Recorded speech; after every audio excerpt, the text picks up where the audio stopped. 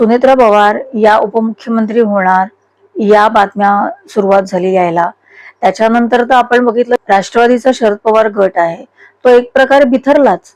म्हणजे शरद पवारांनी तर सरळ सकाळी सकाळी त्यांचं एक आपण वक्तव्य ऐकलं की आम्हाला याबद्दल काहीच माहिती नाही, आम्हाला कोणी विचारलं नाही.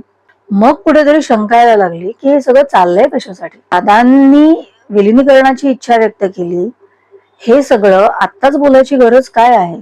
आणि मग कितीतरी गोष्टी उलगडत राहिल्या. कसं आहे मंडळी की विलिनीकरण दादांना हवं होतं हा भाग वेगळा. दादा जर आज जिवंत असते आणि समजा राष्ट्रवादी काँग्रेस पक्षाचं विलीकरण दोन्ही पक्षांचं झालं असतं तर ती गोष्ट वेगळी होती, कारण तेव्हा ते नेतृत्व कदाचित दादांकडे झालं असतं महाराष्ट्राचं. आणि अशा वेळेला त्या पक्षाची बांधणी आहे ती वेगळ्या पद्धतीने झाली असती. पण आज जेव्हा दादा नाही आहे तेव्हा राष्ट्रवादी काँग्रेस पक्ष अजितदादा गट हा कोणत्या पक्षामध्ये विलिनीकरण होणार होता. समजा तसं झालं असतं तर सुनेत्रा पवार किंवा पार्थ आणि जय पवार यांचं भवितव्य काय राहिलं असतं. सुनील तटकरे आणि प्रफुल्ल पटेल यासारखे जे नेते आहेत पहिल्या फळीतले, यांचं भवितव्य काय होतं. त्या पक्षामधले जे कार्यकर्ते आहेत त्यांचं भवितव्य काय होते, असे कितीतरी प्रश्न पडले.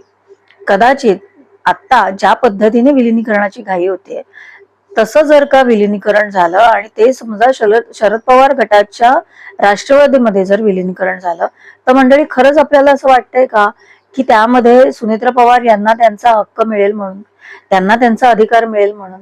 आम्हाला तर काही कल्पनाच नाही उपमुख्यमंत्री सुनेत्रा पवार होणार आहेत याबद्दल.